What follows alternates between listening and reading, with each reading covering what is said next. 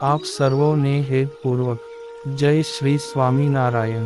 આજની સત્સંગ કથા વાર્તા નિજ મંદિર સાવરકુંડલા। આજની સત્સંગ કથા વાર્તા શ્રી હરિચરિત્ર ચિંતામણી ભાગ 1 સોરઠની ચરિત્ર કથા ભાગ 40। ગઈ કાલે આપને શ્રી હરિના દિવ્ય ચરિત્રો સાંભળ્યા। હવે તેમના આગળના ચરિત્રો ખૂબ જ હેતપૂર્વક સાંભળશું। ગઈ કાલે આપને નાના નૃસિંહાનંદ સ્વામીના પૂર્વાશ્રમની વાત કરી। હવે આજે મોટા નૃસિંહાનંદ સ્વામી તેમજ અન્ય હિન્દુસ્તાની વૈરાગીઓને શ્રી હરિએ પોતાના પુરુષોત્તમપણાની પ્રતીતિ કરાવીને સાધુ કર્યા। તેની વાત આપને કરીશું। મોટા નૃસિંહાનંદ સ્વામી અયોધ્યામાં શ્રી રામચંદ્રજીના મંદિરમાં 12 વર્ષ સુધી ઠાકોરજીની સેવા કરવી એવો નિયમ ધારીને રહ્યા હતા। તેવામાં એક દિવસ ઠાકોરજીની સેવા કરતા હતા તે વખતે એક વૈરાગી દ્વારિકાની યાત્રા કરીને ત્યાં આવી ઉતારો કર્યો। એને બીજા વૈરાગીઓએ તેને પૂછ્યું કે કહા સે આતે હો? તે વખતે તેણે જવાબ દીધો કે દ્વારિકા કી યાત્રા કરકે આતે હે। પછી તે વૈરાગીઓએ પૂછ્યું જે ત્યાં કોઈ નવા પંથ ચાલ્યા હે? ત્યારે તે વૈરાગી બોલ્યો કે એક જીવન મુક્તા કા પંથ ચાલ્યા હે અને તેને સૌ ભગવાન કહેતે હે, वो सबको समाधि कराता है, ऐसा बहुत पाखंड करता है। એમ તે નિંદા કરતો હતો પણ તેનાથી પ્રગટ પ્રભુ શ્રી સ્વામિનારાયણ ભગવાનનું નામ લેવાનું તેણે કરીને એ મંદિરમાં પ્રકાશ થયો। તે જ્યારે એ વૈરાગી નિંદા કરતો આળસી જાય ત્યારે પ્રકાશ બંધ થઈ જાય ને જ્યારે નિંદા કરવા માંડે ત્યારે પાછો પ્રકાશ થાય। એમ અલગ અલગ વૈરાગીઓના પૂછવાથી અનેક વખત નિંદા કરી ત્યારે 4-5 વખત પ્રકાશ થયો અને મટી ગયો। એવો ચમત્કાર જોઈને ઠાકોરજીનો શણગાર કરતા હતા એવા નૃસિંહાનંદ સ્વામીના મનમાં એમ વિચાર થયો કે જેનું નામ લેવાથી આવો પ્રકાશ થઈ જાય છે તો એ જરૂર ભગવાન હોવા જોઈએ, માટે હું જઈને એમના દર્શન કરું, નહીં તો આમને આમ રહી જઈશ। એમ વિચાર કરીને ઠાકોરજીની સેવા બીજા સુપાત્ર વૈરાગીને સોંપી પોતે ત્યાંથી ચાલી નીકળ્યા ને મનમાં એવો સંકલ્પ કર્યો કે જો મને પ્રગટ ભગવાન મળે તો મારે તેમને મળીને 7 વાર કેડે બેસાડવા। એમ શુદ્ધ વિચાર કરી ચાલ્યા। તે ફરતા ફરતા દ્વારકામાં આવ્યા ને શ્રી રણછોડરાયજીના દર્શન કરી ત્યાંના નિવાસીઓને પૂછ્યું કે અહીં કોઈ સત્પુરુષ રહે છે? ત્યારે તેમને કહ્યું કે અહીં તો નહીં, પરંતુ માંડવી બંદરે એક ખૈયો ખત્રી નામે સત્પુરુષ છે। ત્યારે તેઓ વહાણમાં બેસીને માંડવી ગયા। ત્યાં ખૈયા ખત્રીને મળ્યા ત્યારે ખૈયા ખત્રીએ કહ્યું, કેમ સાધુ રામ, શા સારું ભેખ લીધો છે? ત્યારે સ્વામી બોલ્યા, હું તમને સદ્ગુરુ જાણીને તમારી પાસે આવ્યો છું, માટે મને પ્રગટ ભગવાન બતાવો। ત્યારે ખૈયો ખત્રી બોલ્યો કે તમારે જો એકલો નિરાકાર ચરાચર વ્યાપક એવો બ્રહ્મ જોવો હોય તો હું બતાવું, ને મૂર્તિમાન સાકાર બ્રહ્મ જોવો હોય તો તમે ભુજનગરમાં ગંગારામ મલને ત્યાં જાઓ। ત્યારે નૃસિંહાનંદ સ્વામીએ કહ્યું કે મારે તો વ્યાપક બ્રહ્મનું કાંઈ કામ નથી ને હું તો મૂર્તિમાન સાકાર બ્રહ્મને ખોલવા નીકળ્યો છું। એમ કહી ત્યાંથી ચાલી નીકળ્યા ને પૂછતા પૂછતા ગંગારામ મલને ત્યાં ગયા। તે વખતે શ્રીજી મહારાજ તેમની મેડી ઉપર બિરાજમાન હતા। ત્યાં જઈને પૂછ્યું ત્યારે કોઈ હરિજને જઈ શ્રીજી મહારાજને વાત કરી કે નીચે કોઈ વૈરાગી આવ્યા છે ને તે આપને મળવા માંગે છે। ત્યારે શ્રી હરિ બોલ્યા, તેમને અહીં લઈ આવો। પછી તેઓ ઉપર ગયા ને શ્રીજી મહારાજના દર્શન થયા કે તુરંત જ અંતરમાં શાંતિ થઈ ગઈ ને પોતાની વૃત્તિ ઊંડી ઉતરી ગઈ। ત્યારે શ્રીજી મહારાજે હરિભક્તોને કહ્યું, એ સાધુ રામને ઝાલો, નહીં તો ક્યાંક પડી જશે. ત્યારે 2-3 હરિજને ઉઠી સ્વામીને પકડ્યા, ને જ્યારે સમાધિ માંગથી જાગ્યા ત્યારે શ્રીજી મહારાજને દંડવત પ્રણામ કરીને કહ્યું, હે મહારાજ, તમે ઊભા થાવ, ને મારો સંકલ્પ છે કે જ્યારે મને પ્રગટ પ્રભુ મળે ત્યારે તેમને 7 વાર મારી કેડે બેસાડવા. ત્યારે શ્રીજી મહારાજ મંદ હસતા હસતા ઊભા થયા, ને નૃસિંહાનંદ સ્વામી એ તેમને 7 વાર પોતાની કેડે બેસાડ્યા અને ઉતાર્યા. પછી શ્રી હરિએ સત્સંગના ધર્મ નિયમની વાત કરી, ને ઘણી ઉપદેશાત્મક વાતો પણ કરી. તેથી સ્વામીને શ્રી હરિનો પાકો નિશ્ચય થઈ ગયો, ને પોતે પ્રાર્થના કરી કે, હે પ્રભુ, હવે મને તમારો સાધુ કરો. ત્યારે શ્રી હરિએ તેમને મહાભાગવતી દીક્ષા આપી સાધુ કર્યા, ને નૃસિંહાનંદ સ્વામી એવું નામ પાડ્યું. તે શ્રીજી મહારાજ સાથે રહ્યા. પછી થોડા દિવસ રોકાઈને સ્વામી સાથે મહારાજ ત્યાંથી ચાલ્યા. તે અંજારથી વહાણમાં બેસીને જોડિયા બંદર થઈને ફરતા ફરતા લોજપુર ગામ આવ્યા, ને ત્યાં ધર્મશાળામાં રહ્યા. એક દિવસ નૃસિંહાનંદ સ્વામીએ સભામાં સંત દાસજીને પ્રશ્ન પૂછ્યો, જે મારે શ્રી સહજાનંદ સ્વામીનો મહિમા કેવો જાણવો. ત્યારે તેઓ બોલ્યા કે, સ્વામી, આ શ્રીજી મહારાજ તો સર્વાવતારી પુરુષોત્તમ નારાયણ પોતે છે, અને સર્વના કારણ તેમજ સર્વના કર્તા છે. પછી બીજા દિવસે શ્રી હરિએ નૃસિંહાનંદ સ્વામીને પોતાના સ્વરૂપનો નિશ્ચય કરાવવા સમાધિ કરાવીને અક્ષરધામમાં મોકલ્યા, ને ત્યાં પોતાના દિવ્ય સ્વરૂપના તેમજ અનંત મુક્તોના દર્શન કરાવ્યા. પછી સ્વામીને સમાધિ માંગથી જગાડ્યા ત્યારે તેમણે પ્રગટ પ્રમાણ શ્રી સહજાનંદ સ્વામીની સ્તુતિ અને પ્રાર્થના કરી. સ્વયં પ્રકાશાનંદ સ્વામી બંગાળ દેશમાં રહેતા, ને એક ગામમાં જગ્યા હતી, ને તેમાં રાધાકૃષ્ણની મૂર્તિઓ પધરાવેલી હતી. ત્યાંના તે મહંત હતા, ને તેમને ઘણા શિષ્યો પણ હતા. તે પોતે એક ઓરડીમાં રહેતા. એક વખત તેઓ ઓરડીમાં ગાદી તકિયા ઉપર બેઠેલા, ને રાત્રિનો વખત હતો. તે વખતે કોઈ તીર્થવાસી વૈરાગીઓ ત્યાં આવેલા, ને એકા બીજા વૈરાગી વાતો કરતા હતા, જે ગુજરાત પ્રદેશના સોરઠ દેશમાં જીવન મુક્તા પ્રગટ થયા છે, ને તે ભગવાન કહેવાય છે.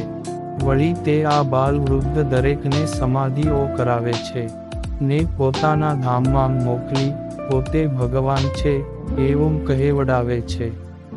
એ પ્રમાણે સાંભળ્યું ત્યારે ઓરડીમાં પ્રકાશના પુંજ પથરાયા. તે જોઈને મનમાં ઘાટ થયો, જે આ ઘોર અંધારી રાત્રિને વિશે આ શીતળ શાંત પ્રકાશ ક્યાંથી આવ્યો હશે. એમ વિચારી ઓરડીમાંથી બહાર આવ્યા. ત્યારે આકાશમાં ચંદ્રમાંગ ઉગેલો તેનો પ્રકાશ દીઠ્યો. પછી પાછા ઓરડીમાં આવ્યા ત્યારે ફરી વાર ઓરડીમાં તેવો શીતળ શાંત પ્રકાશ પથરાયો. ત્યારે તેઓ મનમાં વિચાર કરવા લાગ્યા કે જેમના નામમાં આટલો પ્રતાપ છે, તો તેમના માંગ કેટલું બધું ઐશ્વર્ય હશે.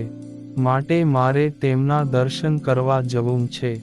એમ વિચાર કરીને પોતાના થોડા શિષ્યોને સાથે લઈ 8-10 ઘોડાઓ તૈયાર કર્યા, તથા સાથે સીધું સામાન અને હાથ ખર્ચી માટે નાણાં લઈ તીર્થોમાં ફરતા ફરતા લોજપુર પધાર્યા, ને ત્યાં સદાવ્રતવાળી જગ્યામાં આવીને ઉતર્યા. પછી પોતે 2 ચેલાઓ સાથે લઈને શ્રીજી મહારાજના દર્શને ગયા. ત્યારે શ્રી હરિ સભામાં હરિભક્તો અને સંતો સમક્ષ ઉપદેશની વાતો કરતા હતા. ત્યાં જઈ મહારાજના દર્શન કર્યા, ને તે જ ઘડીએ તેમને સમાધિ થઈ. તે અક્ષરધામમાં ગયા અને શ્રીજી મહારાજના દિવ્ય સ્વરૂપના દર્શન કર્યા, ને પાછા ફરતા ગોલોકમાં રાધિકાએ સહિત શ્રીકૃષ્ણ ભગવાનના દર્શન કર્યા, ને શ્વેત દ્વીપમાં નિરંજન મુક્તોએ સહિત વાસુદેવ નારાયણના દર્શન કર્યા. પછી બદ્રિકાશ્રમમાં શ્રી નરનારાયણ ઋષિના દર્શન કરી સમાધિ માંગથી જાગ્યા અને શ્રીજી મહારાજની સ્તુતિ પ્રાર્થના કરવા લાગ્યા ને પછી સ્વામીએ પોતાની સાથે જે શિષ્યો હતા તેમને હાથ ખર્ચી તથા સીધું સામાનના નાણાં આપીને વિદાય કર્યા ને પછી પોતે શ્રીહરિ પાસે લોજપુરમાં રહ્યા ને થોડા સમય પછી ભગવાન શ્રી હરિએ તેમને મહાભાગવતી દીક્ષા આપી સાધુ કર્યા અને સ્વયં પ્રકાશ આનંદ એવું નામ પાડ્યું. પછી વળતે દિવસે શ્રી સહજાનંદ સ્વામીએ સભામાં વાત કરી કે અક્ષરધામના અધિપતિ શ્રી પુરુષોત્તમ નારાયણ જ્યારે આ પૃથ્વી લોકમાં પધારે છે ત્યારે તે અજ્ઞિત જીવોનો મોક્ષ કરવા અને પોતાના સ્વરૂપનો નિશ્ચય કરાવી તેના મૂળ અજ્ઞાનનો નાશ કરવા ને પોતાની મૂર્તિનું સુખ તેમજ દિવ્ય તથા મનુષિક અનેક લીલાઓના દર્શનનું સુખ આપવાનો સંકલ્પ લઈને આવે છે. તેના માટે એક દ્રષ્ટાંત આપ્યું કે માન સરોવરને વિશે કમળના નાળમાં ચંદ્રકાંત મણિ થાય છે. તેનો જેને જેટલો મહિમા સમજાય તેને તેટલું ફળ મળે છે. તે કેવી રીતે તો માન સરોવરનો હંસને એક બીજા સરોવરનો હંસ પોતાના ભાઈ બંધ સારું ચંદ્રકાંત મણિની ભેટ લઈને ચાલ્યો ત્યારે રસ્તામાં સાંજ પડી ગઈ તેથી ખેતરની વાડ ઉપર દૂધી હતી તેને કોરીને તેમાં ચંદ્રકાંત મણિ મૂકી પોતે નજીકના વૃક્ષ ઉપર સૂઈ ગયો. પછી સવારે વહેલા ઉઠી ચાલ્યો તે મણિ લેતા ભૂલી ગયો. પછી ત્યાં થઈને એક કઠિયારો નીકળ્યો તેણે તે દૂધી શાક માટે લઈ લીધી ને ગામમાં જઈને લાકડા વેચી જે કાંઈ ધન મળ્યું તેના દાણા લઈ ઘેરે આવ્યો. પછી શાક સુધારવા બેઠો ત્યારે તે દૂધીમાંથી મણિ નીકળ્યો. તે લઈને કોઈક વાણિયાની દુકાને ગયો.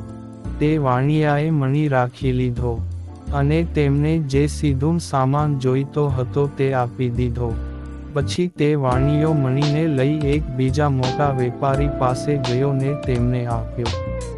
ત્યારે તેને 5,000 રૂપિયા મળ્યા ને તે વેપારી એ શહેરમાં જઈ ત્યાંના વેપારીને મણી વેચ્યો ત્યારે તેને તે વેપારીએ 10,000 રૂપિયા આપ્યા ને તેણે તે મણી એક મોટા ઝવેરીને બતાવ્યો ત્યારે ઝવેરીએ તેને 50,000 રૂપિયા આપ્યા ને તે ઝવેરીએ કોઈ બીજા મોટા ઝવેરીને વેચ્યો ત્યારે તેના 1,00,000 રૂપિયા મળ્યા ને તેણે મોટા શહેરમાં જઈ એક શાહુકારને આપવા ગયો ત્યારે ત્યાં શાહુકાર હાજર ન હતો અને તેનો દીકરો હતો.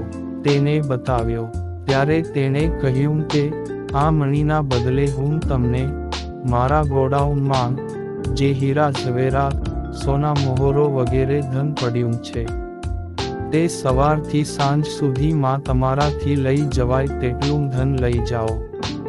પછી તે ઝવેરીએ પોઠો ઉપર પલાણ માંડી તેમાં ધન ભરી પોતાને ત્યાં લઈ જવા લાગ્યો. ત્યારે તે જોઈ ગામ લોકો વાતો કરવા લાગ્યા કે આ શાહુકારનો દીકરો તો ગાંડો થઈ ગયો છે. તે પોતાના બાપની ભેગી કરેલી સંપત્તિને એક પથ્થરના ટુકડા માટે લૂંટાવી રહ્યો છે. પછી સાંજે તેના પિતાજી ઘેર આવ્યા ત્યારે તેમને તે મણી બતાવ્યો. તે જોઈને તેણે પૂછ્યું કે હે બેટા આનું દામ તે કેટલું આપ્યું? ત્યારે તેમને જે આપ્યું હતું તે કહ્યું. ત્યારે તે શાહુકાર પોતાના દીકરા પ્રત્યે બોલ્યો કે તે તો ઝવેરીને છેતરી લીધો ને તેમની પાસેથી સાવ મફત માંગ મણી લઈ લીધો. ત્યારે તેનો દીકરો બોલ્યો કેમ પિતાજી એમ કહો છો? ત્યારે શાહુકારે તેના પુત્રને કહ્યું કે આ મણીનો પ્રતાપ 2 દિવસ પછી પૂનમની રાત્રિ છે ત્યારે જોવા મળશે ને પૂનમની રાત્રિએ તે મણીને એક ત્રાસમાં પાણી ભરી તેમાં મૂક્યો ને જ્યારે પૂનમનો ચંદ્ર આકાશે બરાબર મધ્યમાં આવ્યો ત્યારે તેમની કિરણ તે મણી ઉપર પડી ને સોના મોરોનો વરસાદ થયો તે આંખો ચોક ભરાઈ ગયો. ત્યારે દીકરો બોલ્યો કે પિતાજી તમે જે કહો છો તે વાત સાચી છે મેં તે ઝવેરીને આ મણીની એક દિવસની કમાણી જેટલી પણ કિંમત આપી નથી, ને સાવ મફતમાં લઈ લીધો છે. એમ જેને પુરુષોત્તમ નારાયણની પ્રાપ્તિ થાય છે તેને તો ચંદ્રકાંત મણી કરતાં પણ અનેક ગણી પ્રાપ્તિ થઈ છે તેમ માનીને તેમના સ્વરૂપનો નિશ્ચય કરીને તેમનું ભજન કરે, ત્યારે તે ભક્તને બીજા કોઈ સાધનો કરવા બાકી રહેતા નથી. ભગવાન શ્રી હરિની આ વાત સાંભળી સ્વયં પ્રકાશાનંદ સ્વામીને શ્રી હરિનો સંપૂર્ણ પુરુષોત્તમપણાનો દ્રઢ નિશ્ચય થઈ ગયો. એક વાર ગામ લોજપુર માંગ સદા વ્રતવાળી જગ્યાને વિશે સદ્ગુરુ મુક્તાનંદ સ્વામી આદિક સંત તથા હરિભક્તોની સભા ભરાઈને બેઠી હતી. તે ટાણે દેવાશેઠે મુક્તાનંદ સ્વામીને પૂછ્યું કે કોઈ માણસ શ્રીમદ ભાગવતની સપ્તાહ કરાવે તેનું કલ્યાણ થાય કે કેમ? ત્યારે સ્વામીએ કહ્યું કે શુકદેવજી જેવા વક્તા હોય અને રાજા પરીક્ષિત જેવા શ્રોતા હોય તો જરૂર કલ્યાણ થાય. એમ કહી જય મંગળ હાથીના દંતશૂળનું દ્રષ્ટાંત દીધું કે એક રાજાને જય મંગળ નામનો હાથી હતો, ને તે રાજા જ્યારે શત્રુ સામે લડવા જતો ત્યારે તે હાથીની સૂંઢમાં તલવાર આપીને આગળ કરે, એટલે તેની જીત થતી અને જય જયકાર થઈ જતો. પછી જ્યારે તે હાથી મૃત્યુ પામ્યો ત્યારે રાજાએ તેના દંતશૂળ રાખી મૂક્યા. પછી જ્યારે યુદ્ધ થાય ત્યારે તે દંતશૂળ ઉપર તલવાર મેલીને રણ મેદાનમાં જાય અને તેથી શું તેમનો વિજય થાય ખરો? આમ જય મંગળ હાથી ના જીવતા જે પ્રતાપ હતો ને તે રાજાનો યુદ્ધમાં વિજય થતો હતો તે હવે તેના દંતશૂળથી થાય નહીં, તેમ કહીને સમજાવ્યું. તે વાત સાંભળી સર્વે ખૂબ જ રાજી થયા. ને હવે પછીની કથા વાર્તા આપને આગળના ભાગમાં સાંભળશું. અત્યારે આપ સર્વને હેતપૂર્વક જય શ્રી સ્વામિનારાયણ.